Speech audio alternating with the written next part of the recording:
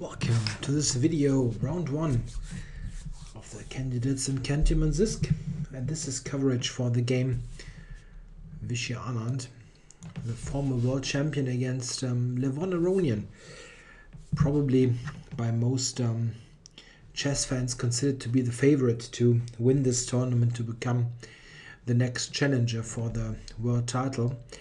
But this is certainly not an easy game for Aronian. Anand really had very bad streak of results over the last years even, and this candidates tournament I'm actually surprised that he took part in it. But yeah, you know, he's known as the tiger from Chennai, and the wounded tigers, you know. Okay, so it's not so easy. Let's see what happens. Vichy playing e4, and there's no surprise in the opening.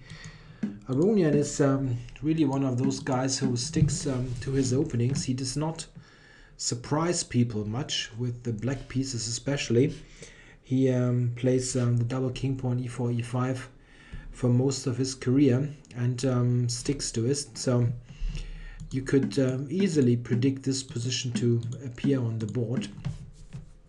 Aronian is an expert on the martial attack, which we would get after these moves. In fact, only recently we had a game in the martial that Aronian lost as black against Caruana. But it's not so common nowadays that white players actually allow the martial. They very often, after castles, go for one of those anti-martials or even deviate before that. So now the most popular move in top level chess is h3, and this is what Anand played. The reason is that if black now plays d5, and in this position, comparable to the real martial, let's say, white has played the move h3, which is most of the times useful, instead of c3. And c3 is really a move that you don't like so much in this position because it hampers your development. Here white even has the opportunity to just put out the knight, and it's considered to be insufficient for black.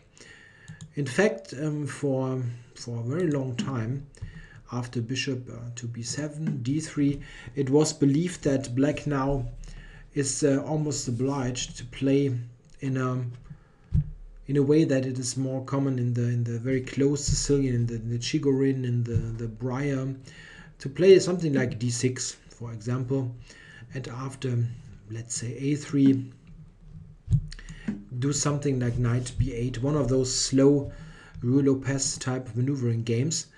But a couple of years ago, in fact, it came to the forefront that even here d5 is a playable move, and Aronian is playing it, so he's going for a pawn sacrifice after all, which yeah, I'm slightly surprised about, to be honest. I mean, he has played this before. It's not like it's sensational that he's sacrificing the pawn here as well. But first round of such an important tournament, not sure if you really should play it. Yeah, play a line that has some inherent risk to it, at least in my book. Giving up a pawn for he will get compensation, no doubt, but he also could have chosen a more conservative approach with d6, or there's also the move rook e8 if you want to vary here. Okay, I'm not criticizing it, but I was surprised that he went for this pawn sack after all. Here, white takes. After knight d5, the most common move nowadays is actually what, yeah, I mean, knight e5. Let's phrase it differently. Knight e5 is the most apparent move, and this isn't so popular anymore. Black has two ways to play. He can take here, play queen to d6, rook here, and something like here, or c5. We have a position where black has got some compensation based on active pieces, good development, and good central control. It's still a pawn, but it's his compensation. This is the first type of position. And the other, and this is I think even more reliable, this is knight e5, knight d4. Here black very often gets the bishop pair by capturing on b3. And here the compensation is it's a bit of more of a long-term nature, because you can rely on your bishop pair as compensation for the pawn. This is, as mentioned, not so popular anymore. Anand is playing knight b2 d2, which he has played before. In fact, last year against Caruana. So we see the top players, they play all openings, or many openings from both sides. Yeah, what did Caruana play here? He played f6 last year. F6. Bit of a weird looking move, because you sort of open up the diagonal, but there are no tactics. Yeah, you just keep your pawn, which is also sometimes nice to not play a pawn down all the time. In fact, Caruana got a very decent position after c3. He just went to h8, make sure that there's nothing terrible happening on the long diagonal, and he enjoyed a pretty decent position. He actually won the game later, but this did not really have anything concrete to do with the opening. But this is a decent alternative that black can choose. And Aronian himself, he had this position as black some years ago against Mickey Adams. And here he played knight to f4. Actually a move that I like, because it's just more concrete. It puts the knight on an active square, putting some pressure on g2, so that white, for instance, cannot consider to take here. Yeah, note that g2. Black might start with that and then take g2. So this is not on at all. So black has two very decent alternatives here. But surprisingly, Aronian played the move queen d7, and he played it relatively quickly. And this, in fact, at least in my database, is a novelty. Maybe there is some very new game or obscure game that actually had this move featured before, but I didn't find any example in tournament practice of this move. So what is it doing? It's just giving up the pawn. I mean, how else can you call it? I mean, white is taking it now. He does not have any great prep moves available anyway, so he took it. And of course, now with the queen hanging, you need to take on e5. There is no way to go knight d4. Takes, rook takes, and now knight f6 being played. And this is a completely different setup that Aronian is playing here. He withdraws the knight and goes for a further or future bishop to d6. And I don't really like it, to be honest. I mean, it feels like he has some compensation later, but at least from my personal taste, I always want to put the knight back on d5, try to get it to f4. I will show you later what I'm referring to. So I don't really like that setup. It probably should be okay in terms of compensation. Black has very good free piece play, but I don't really think this is any better than the already known moves, and in those, you're not even a pawn down. I mean, yeah, it's maybe a matter of taste. If you give me a choice to have a decent position with equal material, or a decent position being one pawn down, I'll take it with equal material. So the thing is, look what happens. Anand withdraws the rook e8, knight f3. This is very logical, and one reason behind this knight d2 early, you want to get it to f3, and now bishop d6. This is obviously the setup that Aronian was looking for. And now bishop e3 was played. So white is completing his development. it's clear that black has some compensation. It's also a case of a space advantage. It's not like a space advantage supported by pawns. Sometimes it's just like that. You have those advanced pawns that hamper your opponent's ability to move. But here it's also based on pieces. The black pieces control lots of the center, and you have got this very excellent bishop. So I'm not saying that black is without any compensation. I'm just saying that here my choice of move would be knight d5, and well, we moved it back from d5 just a couple of moves ago, and it feels somewhat weird. But okay, this is my suggestion to play for black. Aronian played another move, and this is what probably I would have done. It has the simple idea to get one of the bishops by taking here, or to get to f4, maybe even supported by queen f5, just to get the pieces active, get near the king and activate. This is my suggestion. I don't think that black is in terrible shape here. I mean, if white secures his bishop, for example, then black could play something like that. Let's say c5. And yeah, white must be cautious in a way. If you do something like that, let's say here, knight f4, and then you take, yeah, you ignore all this, then black already is in time to sacrifice on h3 with a bang. And this here is even an instant kill. White will lose badly on the king. Many threats. F3 hangs, bishop h2 check. So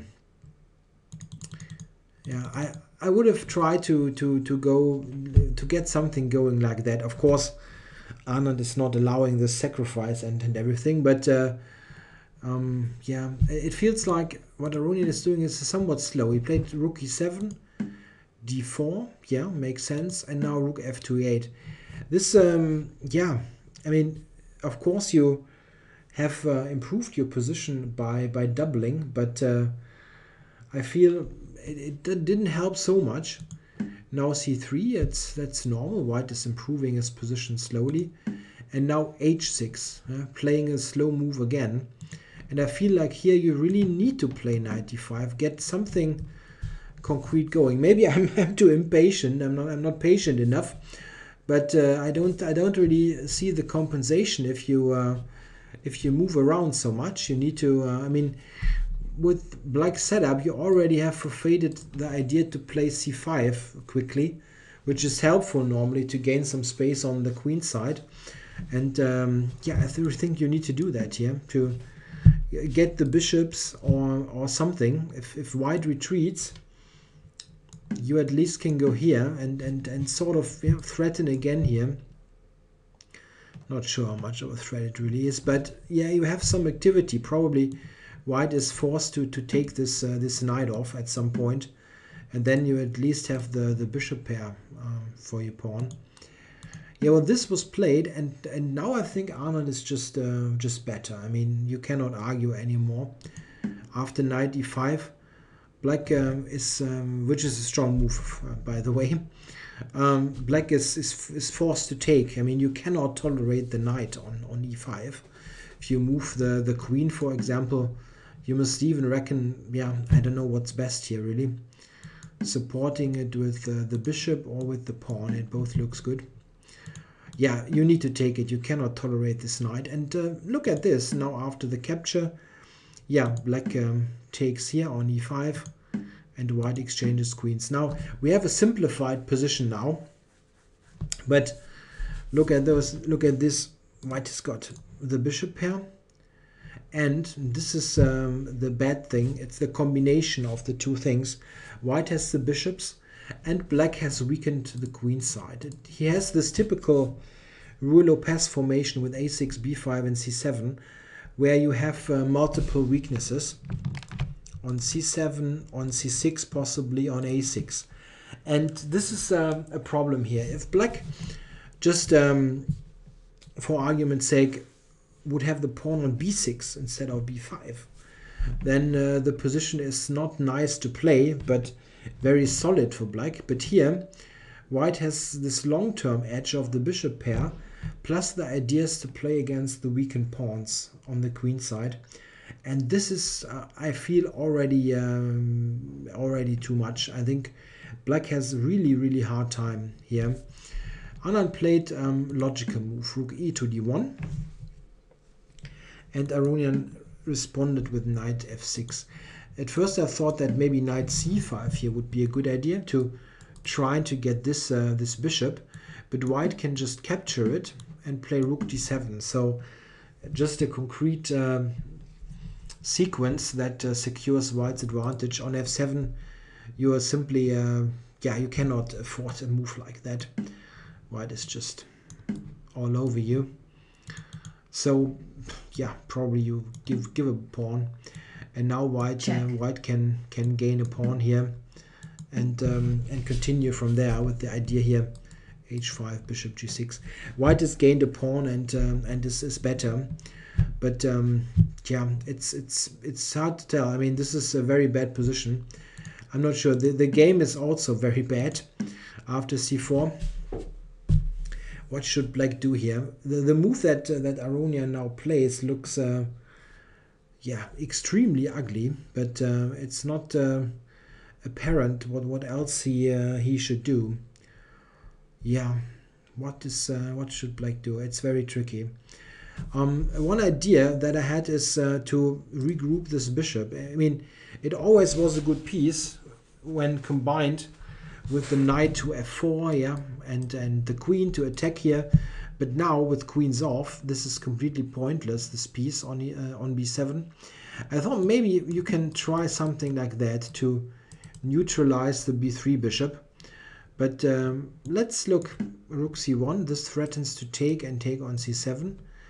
And yeah, how is black going to keep this pawn now? Let's say plays like that.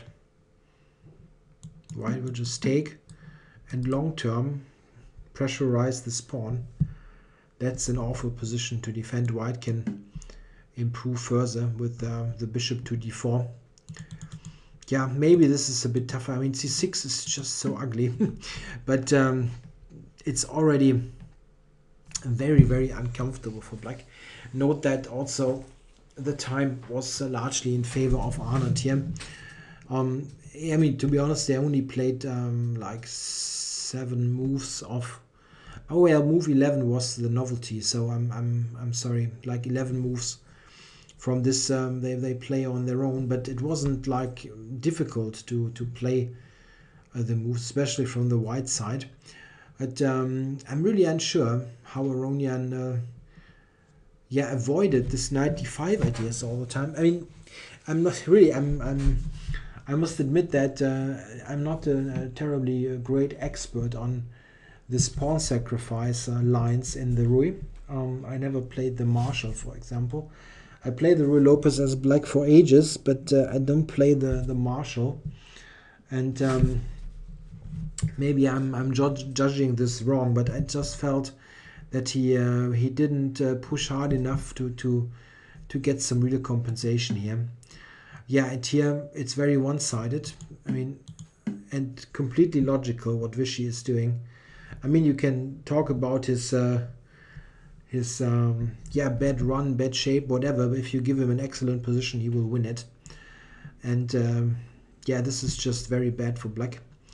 The dead bishop, the weaknesses, and the 2 bishops on the white side. He now decided to take. It's very difficult not to take. I mean, there are all kinds of ideas to improve white's position. He took and put the knight there. This was the idea for a defensive setup. Okay, white, of course, keeps the bishop on the board. This is such a strong piece on c5. Rook moves, and now f3. White strives for total control here. The bishops here are excellently placed, and you will try to win those 2 pawns. And yeah, look at this. A very nice maneuver. I know it is at the moment protected, but that's the general idea.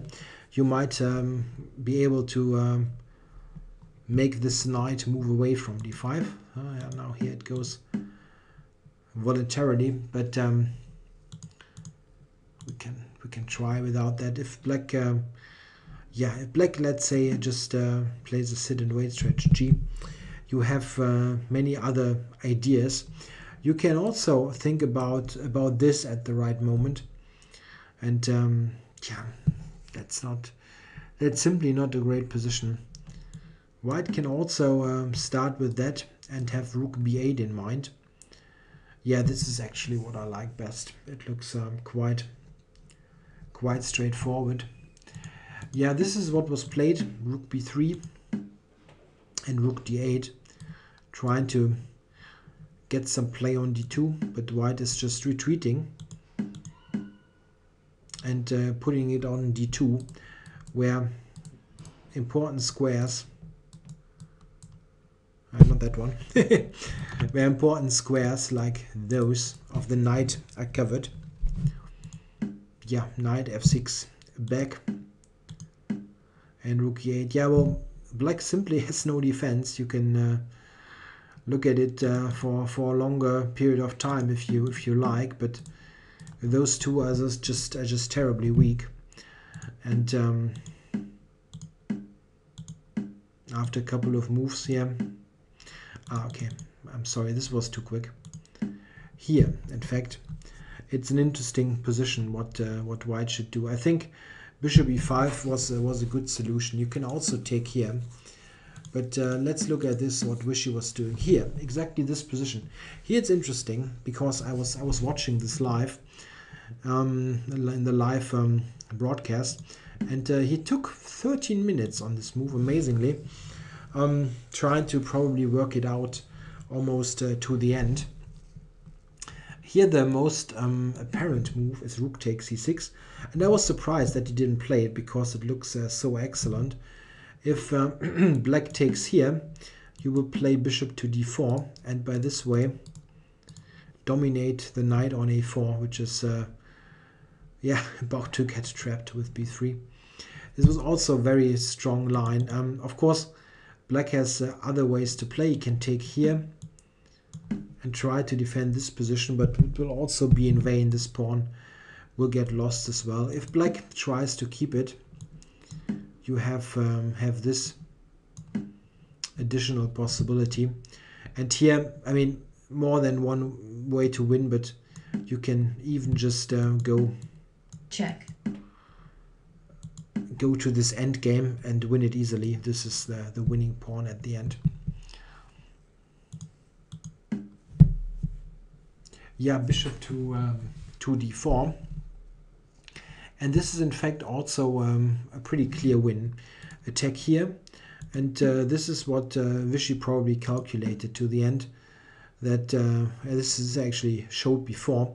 This is almost trapped, and we now see that it is trapped with precise play. Rook d8, rook c4, attacking the knight, covered, b3. Yeah, what now? Black only has one move to continue in a way. Bishop to b5, rook to d4 to b4, and it has no square. No, black played bishop to knight to b2, which is still a funny idea if you look at this. Check. Of course, need to be alert here, but white can just take on b5, and this seals the deal. The thing is that after a takes b5, white has this king move, and this keeps the knight trapped. It has no way to go anywhere. Now this is threatened, so check. Only gave these checks, and after king c3, Aronian resigned the game. So we have a decisive result in this game, surprisingly. I was pretty sure it's a typical drawing game, I thought, before the round, but Anand surprisingly had won this game, and Aronian really played a somewhat strange game, I thought, for a player of his strengths. It's somewhat it looked somewhat very, yeah, there was no decisiveness in his play. If you sacrifice this pawn early, I thought that you should really, yeah, try to get more activity out of your position and try to be more straightforward about your play. Maybe I'm judging this wrong, but it felt like all the time to go for something like that and get some activity. Maybe he had some miscalculation here, that he believed that this knight e5 idea wasn't so dangerous. I'm not sure. I didn't see any press conference or statement of the players that might yeah, shed some light on this subject. Yeah, I thought that this was a bit strange what Aronian played here. A very good start, obviously, for Anand, who really yeah, he got lots of criticism in the last couple of months, and very often people said, well, okay, he shouldn't even play and so on, he has no chance and whatever. I didn't really think he shouldn't play. I was only surprised that he's doing it, because well, it felt like it's maybe a good spot to yeah, to call it a day in terms of ambition to become the world champion again. Because after all, I mean, you play this tournament to win it, and if you win it, you get Magnus again. And well, he got yeah, it was a pretty clear affair last year. So yeah, well, I don't know. Still, I mean, I'm playing chess for like almost 25 years, and in 24 years of those, I'm a fan of Anand, and I mean, not like he's my number one favorite player, but he always was a very strong player and simply nice guy to follow. So I'm glad that he maybe is getting a good tournament. Whether it's going to be a win for him, this whole thing, or for anybody else, I just feel like it's a good thing that he is not getting like a disastrous result again. Yeah, of course. On the other hand, I was really hoping that yeah, or let's say I'm hoping that one of the big guns like Aronian or Kramnik will win this thing to give Magnus a good fight. So it's a bit disappointing in that respect to see Aronian losing. But okay, it's a long tournament. It's 14 rounds total. This is only the first round. And last year we saw in London that a +3 result was good enough to go through, which I don't know, +3 seems a little bit modest, maybe +4. But let's say +4 result is good enough. Then Aronian needs to win 5 games out of 13 left, which is certainly doable for a player of his strength. But still, you've lost a game in the first round, and it's awful to do so. All right, so an interesting fight nevertheless. And yeah, thanks for watching. And let's see what happens in round 2. Bye.